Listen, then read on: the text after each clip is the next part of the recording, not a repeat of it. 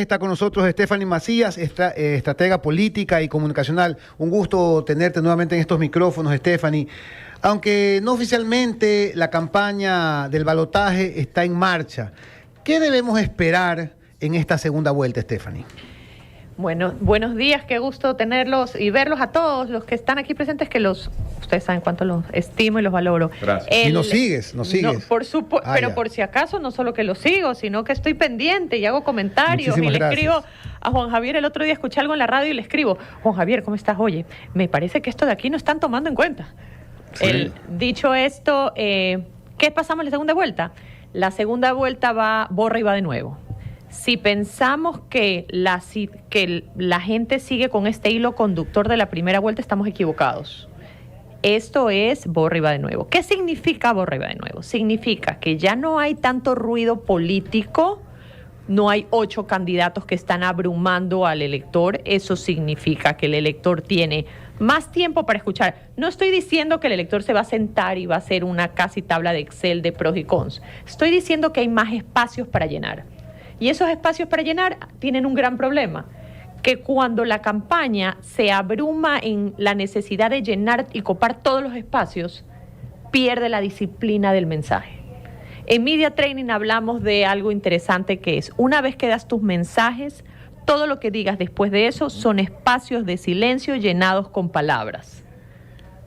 En esta segunda vuelta, como en el tenis, el que gane es el que tenga menos errores no forzados. Stephanie, en las elecciones anteriores había una diferencia más o menos similar entre Guillermo Lasso y Andrés Arauz, ¿correcto? Sí. ¿Por qué ahora la gente ve como facilito? Es facilito remontar. En la época de Guillermo Lasso, ¿te acuerdas? Pucha, que son tantos puntos, eso está un poco difícil la remontada. En cambio ahora dicen que es los de las huestes de Daniel Noboa, dicen: no, pues si vamos a dar una paliza, todo el mundo está victorioso por parte, o los que están a favor de Daniel Noboa. No nos equivoquemos. Hay unas premisas políticas, que es: el voto no es endosable, y en política 1 más 1 no siempre da 2.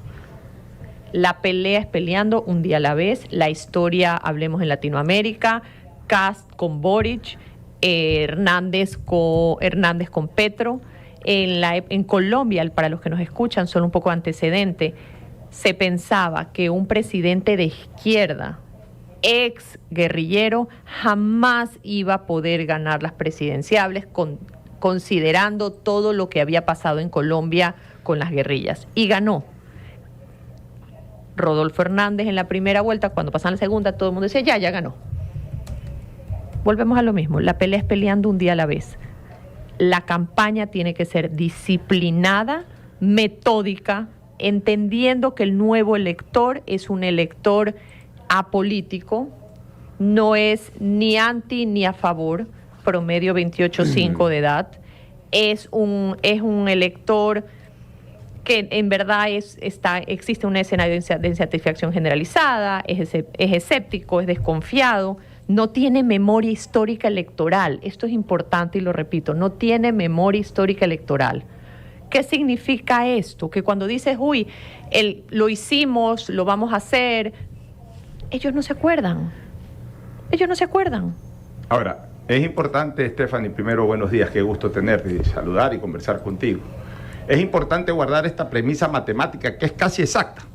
Para segunda vuelta, a la señora González le falta la mitad de lo que obtuvo en primera vuelta. Y a Daniel Noboa el doble de lo que obtuvo en primera vuelta. Pero asimismo es importante recordar que desde el 2009, en que ganó el correísmo con Correa, digamos ya a partir de la nueva Constitución, hasta la presente, esta es la brecha más corta que hay entre el ganador de primera vuelta, que siempre fue un correísta, y su rival, que en este caso fue Guillermo Lasso en las 2 elecciones anteriores. Entonces es la brecha más corta. En ese sentido, yo quiero hacerte una pregunta y una reflexión, Stephanie.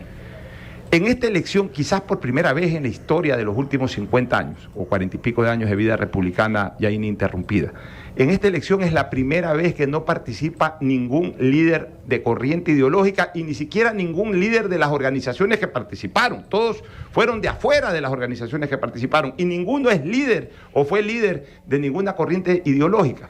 Por tanto, yo considero y siento que es la primera vez para segunda vuelta que no interesa el pronunciamiento de los otros que compitieron, porque los que votaron por aquellos van a inclinarse por sus corrientes de pensamiento o de sentimientos naturales. No sé qué opinas tú. Sí, pero no. Sí es cierto que van a ir a corriente de lo que ellos piensen y sientan, pero cada vez más en la era digital, el influencer, la persona a la cual el votante ha depositado su confianza, sí lo escucha. Por eso decimos que el voto no es endoseable, pero sí lo escuchan. Es indiscutible que hay un cambio generacional, pero aquí, tú que has gastado suela, me vas a entender. Cuando hablamos de, y esto es importante para los que nos escuchan, cuando hablamos de la nueva generación y entonces hay un recambio generacional, yo lo aplaudo. Sí, pero, tenemos que tener cuidado porque los jóvenes también necesitan un acompañamiento de las canas y de los que han gastado suela. ¿Por qué digo esto? Porque cada vez más dicen, no, es que todos los partidos necesitan gente joven. La asamblea tiene que ser todo. El justo medio. Cuando llegas a gobernar, necesitas las canas y el que ha gastado suelas para entender el contexto histórico, la historia y cómo se ha venido manejando y procesando la información y gestando los cambios necesarios. Porque a mí a veces cuando me dicen, no, es que ese ministerio está lleno de jóvenes, qué maravilla. Le digo, qué bueno que les den oportunidades. Pero tengamos cuenta que también no hay que generalizar, no todos los políticos son malos. Hay gente tradicional que sabe hacer su trabajo, que es importante ser incluida y escuchada. Sí, y además en la segunda vuelta ya es vamos a decir, la elección a finish, como bien nos dice un fiel oyente de nosotros que es Ángel Navarro, dice, hay de repente en la primera vuelta hasta se pueden haber dado el lujo de no haber ido a votar, el correísmo, digo, y en esta segunda vuelta que ya saben que es a finish van a ir. Ahora, Steffi, esto de posicionar también a la esposa de Daniel Noboa como una figura dentro de la campaña, a la mamá de Daniel Noboa, Anabel, como una figura dentro de la campaña, me imagino para también tratar de captar un poco el voto femenino, porque Luisa González pues quiere hacer frente a ese voto. ¿Te parece una buena estrategia? Sí, de hecho nos chateamos con Juan Javier en el WhatsApp la necesidad de proliferar y activar voceros alternos. ¿Qué es lo que pasaba en la segunda vuelta? Mi opinión. Cuando Daniel Noboa acepta que ganó, lo vimos atrás con un panel de gente joven, pero en la activación tú vas a necesitar multiplicar el mensaje, vas a necesitar tener voceros alternos, vas a tener que tener voceros aliados, porque él solito no va a poder llevar sobre sus hombros la campaña. De hecho, adelantó los nombres de ciertos ministros que dieron además tranquilidad o un buen paneo inicial. No estoy diciendo que eso sucede, pero dentro de una estrategia también tienes que abrir el abanico para que los dardos no solo sean al candidato, para que haya un abanico de posibilidades, haya una proliferación del mensaje. Y por supuesto, en el caso de Daniel Noboa, tiene a su madre, que es una doctora reconocida en lo que es esta campaña de puerta a puerta, de brigadas médicas, es querida, es respetada, y su mujer es una persona que ha estado caminando con Daniel, con su suegra. Y algo interesante, aquí no sé si es producto de la campaña o producto de la cultura digital, que un poco le están hablando de que es la Cenicienta ecuatoriana. Comienza a ver esta narrativa. Ya, yo reviso, Stephanie, estoy revisando los porcentajes de primera vuelta. Tú sabes que hay que ver el bosque, no el árbol, ¿no? Para un análisis político.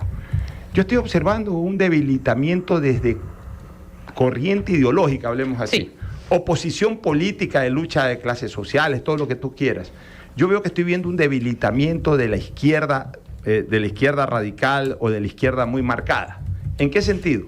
De que si tú ves debajo de la votación de Rafael Correa, acá lo mismo prácticamente, de Luisa González, del correísmo, debajo de la votación del correísmo, votación de izquierda marcada ya casi no existe. Lo más próximo a ello podrían ser lo de Yacu Pérez y lo de Armijos, que están entre los dos, no suman más de 3 puntos o 4 puntos. El resto son votaciones que no harían mucho eco a la lucha de clases sociales, que no harían mucho eco al tema de discursos de izquierda, que son los que más manejan, en este caso, los correístas. Entonces, podría hacernos pensar que, por ejemplo, el voto Topic, el voto Otto, el voto del propio difunto Villavicencio y hasta el voto Hervas estarían más cercanos a inclinarse hacia Daniel Noboa que hacia Luisa González. ¿Tu criterio? Yo creo que el votante en general ya no tiene una tendencia derecha-izquierda, es mucho más pragmático. Por supuesto va a haber, especialmente en la sierra, un voto de una izquierda, no solo de élites académicas, culturales, pero en general el nuevo votante está viendo quién le resuelve y presenta, conecta con ellos y resuelve los problemas que tienen en su día a día. En ese sentido, creo que la campaña va a ser entender cuáles son las necesidades, y una de las fortalezas y aciertos que tuvo la campaña de Daniel fue entender que la inseguridad es importante, pero también viene de la mano de otras necesidades que tienes que hacer. Es un complemento, no son excluyentes. No es que si presento inseguridad, no presento los otros temas. Y hay algo que no estamos hablando y creo que la campaña va a comenzar a abordar. Es la deserción estudiantil. ¿Qué pasó en la pandemia? En la pandemia los chicos se quedaron encerrados, los padres estaban imposibilitados de salir, y cuando comenzaron a salir habían tales necesidades de la familia que los chicos comenzaron a ayudar a los padres a salir adelante. Cuando regresaron las clases, los chicos no regresaron a clases. Esos chicos ahora están trabajando y están siendo presa fácil de la búsqueda de trabajos alternos y de las mafias. Creo que deserción infantil, alimento escolar, vamos a tener que volver a hablar de estos temas para poder hablar en un conjunto completo de la inseguridad. Estamos conversando con Stephanie Macías. Stephanie, aquí lanzamos ideas la semana pasada del por qué Daniel estaba en la segunda vuelta. Una de ellas era que no atacó a nadie. En cambio, el correísmo, con Rafael Correa a la cabeza, atacan, dividen, descalifican a todos los contrincantes. ¿Cuánto pesa realmente el que salga el expresidente Correa en medios digitales atacando a todo el mundo? Yo creo que tienen una dinámica entre ellos interesante. Creo que Rafael Correa ha demostrado que tiene, cuando dicen el voto duro del correísmo, es el voto duro de Rafael Correa, es del 25 y 20 y pico %. Y él va hacia su público objetivo, que es mantener a su voto duro enarbolado y activado. De ahí hay una campaña 30%. Que de ahí tienes la campaña de otros actores que van activando los votos que estás buscando. Pero él, de alguna manera, cada vez que habla, está tratando de mantener su bloque de voto duro activado. ¿Qué es lo que tenemos que comenzar a identificar? Si bien es cierto, la campaña, la segunda vuelta, como decías, no ha comenzado oficialmente, pero ya comenzó. Hay que comenzar a calibrar motores. El discurso de Daniel de antes de ayer sobre vamos a darle una paliza. Entiendo que es el calor de la tarima en el cual hablas, estás en Manabí, pero vamos a tener que, en general, como campaña, ellos van a tener que calibrar su calibrar su mensaje, mantener la temperatura. Es importante entender los números. La gente rechaza la inseguridad, pero esa inseguridad también se refleja en miedo y en violencia. La violencia verbal y violencia digital en las redes de ambos candidatos van a tener que, de alguna manera, controlar. Alguien de las campañas me decía, pero es que es orgánico, tú no puedes controlar las redes. No, pero sí puedes ayudar a que baje un poco la temperatura, porque el nuevo elector rechaza hasta la violencia digital. En el caso de Daniel Noboa, dentro de campaña me decían, estamos respetando los entornos. ¿Qué significa esto? No vamos a empapelar las calles, no vamos a empapelar los postes. Estamos tratando de conectar con ese votante que no quiere este ruido político agresivo empapelado. Pero ¿cómo debería actuar un candidato cuando es provocado con insultos, calumnias o agravios de distinta naturaleza? Yo creo que tienes que medir. Es como un profesor americano, cuando hablamos de esto, decía algo interesante. Cuando tú estás en el colegio y tienes un hijo, le dices, la primera le dices no, la segunda le empujas, y la tercera evalúas si lo golpeas. Y si lo vas a golpear, tienes que golpearlo duro para que no regrese por ti. ¿Qué significa? En cada cuarto de guerra, cada golpe está siendo monitoreado. está siendo medido para entender cuándo respondes y cuándo sigues pasando. Si este sistemático golpe está afectando a tu elector, por supuesto vas a tener que salir. La que fue un pregunta poco es lo que pasó con Jan Topic en la última semana. No supieron reaccionar a la cadena de ataques Pero que vino, ¿no? por una razón, o sea, también en política, ese gran maestro que tuve, que se llamó León Febres Cordero, nos decía siempre que en política hay que morir con las botas puestas, es decir, mueres con tu identidad. Sí. ¿En qué sentido? De que si comienzas a moldearla en torno a cálculos, a consultas, a encuestas de cómo me ve la gente, cómo me percibe la gente, y comienzas a hacer cambios que van contra natura, es decir, distinto a tu personalidad, corres el riesgo de que te desenfoques en el imaginario de tus votantes y no te voten ni los que están a favor de tu estilo, y no te creen, en cambio, los que no te han visto de esa manera a través del tiempo.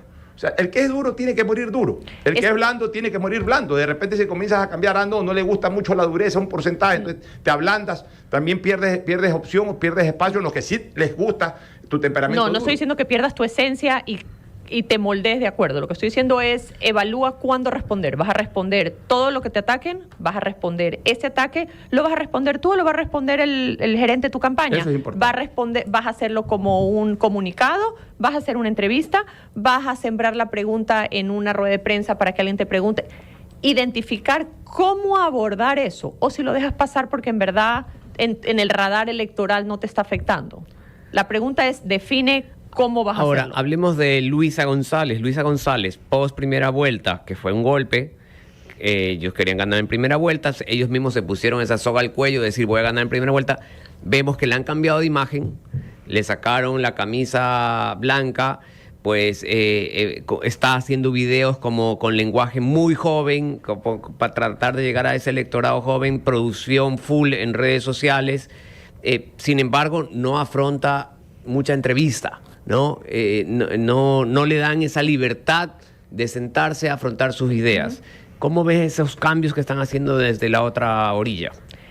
Creo que están calibrando, están tomando las temperaturas, están dando esta semana y media para tomar las temperaturas, identificar qué manera puedes presentar a la candidata sin perder su esencia, sin perder su línea correísta y que pueda conectar con los jóvenes. El problema es que ese calibraje normalmente se lo hace casa adentro. Este calibraje que estamos viéndolo en redes, en la gente, me parece que al aire me parece vivo. Me llama mucho la atención porque si algo ellos han sabido hacer a lo largo del tiempo es manejar su comunicación, sus mensajes y su generación de contenidos. Eso me ha llamado mucho la atención. Oye, pero ¿en qué puede influir negativamente la falsa lectura? Como dicen en otras cosas, falso positivo. Yo aquí le llamo falsa lectura. Yo no sé a quién se le ha metido en la cabeza y comienza a hacer eso una tendencia a través del tiempo, de que para llegar a los jóvenes hay que salir bailando, hay que salir haciendo muecas. Pero mira tú, Daniel no lo hizo. Así es, pero entonces... Bueno, pero se disfrazó de Barbie, a ver, ¿no? ¿y por qué Pero te se digo? disfrazó de Barbie Ken. Ya, bueno, está bien, pero a ver, yo llamo esto falsas lecturas a través de las campañas del 2021, primero de Herbas y luego de Guillermo Lasso. De Herbas, que salió disfrazado de viuda, en patineta. Yo no creo que eso fue lo que le dio fuerza a Herbas, porque Herbas eso lo hizo al inicio de campaña, y al inicio de campaña se estancó en 2-3%, y después con el decurrir de la campaña fue aumentando. En el caso de Lasso tampoco los zapatos rojos le dieron los votos para ganar la elección, o sea, pero la gente interpreta que el TikTok es la herramienta, entonces hay que hacer payasadas, hay que bailar, hay que hacer muecas, como que el joven esté esperando eso. Yo lo extraigo hacia la campaña en Argentina, que tienes un candidato que se presenta como es, que no mide nada de lo que dice. Hoy justo leí a Alfonso Ruiz Dudevez, dice, nunca se vio una reacción tan generalizada contra un político, el establecimiento político, periodístico, religioso, sindical, mercantil, todos contra él, pero él cada vez más fuerte por su autenticidad. Eso, lo que te ¿Por qué decía... le tienen tanto miedo a ese libertario, Steffi? Porque para tener democracia también tienes que tener instituciones de contención. Cuando dicen que se vayan todos, sí, chévere, se vayan todos, pero ¿cómo? Si incendias todo, cómo mantenemos la contención, cómo mantenemos el equilibrio, cómo mantenemos de alguna manera la justicia. Pero parece que es un entre discurso todos. imparable. También él está recogiendo el cansancio contra la clase también hay que política. entender en Argentina, con una inflación tan alta, con un hastío, con dos partidos tradicionales que han manejado el país por tantos años, llega un momento en el cual hay un desempleo importante, inflación, todo. Llega un momento en el cual dices, hay una implosión y dices, si hemos tratado el uno y el otro y no nos ha funcionado, ahí estoy con el Pocho, tratemos el tercero. ese muere con sus botas. Sí. Como es. Y si gana, gana, y si pierde, Febres pierde. Cordero nos decía eso. En la política hay que ser auténticos. Definitivamente, no estoy en contra de ser auténtico. Cuando hablamos en el contexto, la pregunta era, responde, pero identifica cómo responder. Una de las cosas que nos decía León, que en su campaña salió con su autenticidad en alguna... Antes contrataban los espacios en televisión, ¿te acuerdas? Sí. No había estas restricciones de ahora. Él contrataba sus espacios y salía con la mecha, salía fuerte, etcétera. Un buen día Lombana, que fue posiblemente uno de los primeros asesores políticos contratados en las campañas en el Ecuador, le dijo, espérate un ratito, peínate ahí con gomina, no muevas las manos, etcétera. Vamos a ver cómo te va, porque hay gente que dice que eres muy como agresivo. Hizo una presentación de esa naturaleza y bajó totalmente la aceptación. Y ahí el mismo Lombana le dijo, ¿sabes qué? Desde la próxima presentación actúa como tú sabes actuar. O sea, la gente identifica mucho la autenticidad. Por supuesto. A veces los políticos la quieren modificar con TikTok. No, pero autenticidad es una cosa, entender al nuevo lector es otra. Este nuevo lector, desde las casas, los que nos están escuchando, ¿qué pasa con ¿cómo le respondías tú a tus papás en su momento, sus papás a sus abuelos y ahora? Existe una horizontalidad del poder. ¿En qué sentido? En que la gente no solo que cuestiona la autoridad, sino que también dice, bueno, chévere, te estoy escuchando, pero yo también tengo mis derechos, yo también estoy en desacuerdo. Al presidente Férez Cordero nadie se le hubiera ocurrido escribir en Twitter lo que se le está escribiendo ahorita a todos los gobernantes y los líderes. La dinámica con el votante ha cambiado un poco. Y solo para ponerlo en números, 91% de la ciudad del Ecuador está conectado con algún tipo de teléfono inteligente. 91%. 13.5 millones de ecuatorianos se conectan a Facebook. Instagram 6.5, TikTok 4 millones. De acuerdo al nuevo estudio realizado en Estados Unidos, cada vez más TikTok le gana a Facebook. Recordemos que Facebook era, de alguna manera, el rey de la conexión de redes digitales. Ahora le está ganando cada vez más TikTok. Un punto de orden, Stephanie. Sí. Mira, yo leía también un estudio que decía que los jóvenes se informaban a través de TikTok. ¿Por qué? Porque era todo condensado, era corto. No significa que el joven está buscando que baile un candidato, ya, pues. Pero también es cierto, y pongámoslo, un chiste. Y para los que nos escuchan, porque a veces hay la muletilla de, ya los jóvenes no leen, los jóvenes no se informan. Ojo, los medios tradicionales siguen siendo, radio, televisión y prensa, siguen siendo un gestor de opinión y la gente se sigue informando. Ya no por la vía tradicional, por la vía digital. Los jóvenes, el 45, si no me equivoco, % de los jóvenes entran a TikTok y se conectan a los medios tradicionales, que le dicen tradicionales, para informarse. Entonces esto es importante para poner en contexto, porque los jóvenes sí se están informando. Esta es la era del entretenimiento. Y yo siempre, un profesor americano me decía, cuando ves las noticias, no ves las noticias, solo fíjate. Ya tenemos, hasta cuando nos vamos o te vas a comerciales o hay una información, le pones música atrás. Esta era del entretenimiento significa que para mantener la atención necesita generar un hilo conductor. Ese hilo conductor puede ser música, puede ser el subir o bajar los tonos. Están acostumbrados a esto. No estoy diciendo que bailen, pero estoy diciendo que la manera de conectar es humanizar al candidato. A veces dicen los candidatos son muy acartonados.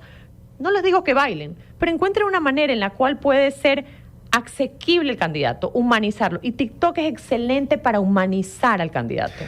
Stephanie, estaba leyendo, volviendo a la Argentina, estaba leyendo el día de hoy en el diario El País de España, el declive del kirchnerismo da alas a la oposición en Argentina. Una derrota del oficialismo en las urnas en las generales de octubre sería un golpe mucho más duro que el del 2015, cuando Mauricio Macri sucedió en el poder a Cristina Kirchner. Extrapolando lo que dice el diario El País de la Argentina, ¿cómo quedaría el correísmo con un eventual triunfo de Noboa en esta segunda vuelta? Quedaría con una asamblea con un número representativo de asambleístas y quedaría con un 30% que sigue siendo inamovible. Pueden ganar, pero el que piense que no vamos a tener correísmo por un gobierno más o el 2025, hay un 25% de voto duro y tienes muchas, y quiero dar números porque esto es importante para considerar, tienes 8 de 23 prefecturas y 9 de 25 alcaldías. Y aquí quiero abrir paréntesis por algo interesante. Hoy esta presidenciable no está haciendo un voto castigo o a favor de los líderes locales de sus contiendas políticas, porque recién los alcaldes y los prefectos acaban de llegar. 2025 sí. Si es que los candidatos de cada contienda no hacen un buen trabajo en sus gobiernos locales, 2025 puede ser una manera de castigar a ese voto si es que los líderes locales y esos partidos no hacen un buen trabajo local. Yo creo que como diferente movimiento y partido debiesen estar considerando, si vamos al 2025, cómo hacemos para mejorar los índices de las diferentes prefecturas y alcaldías. De mi parte, la última pregunta.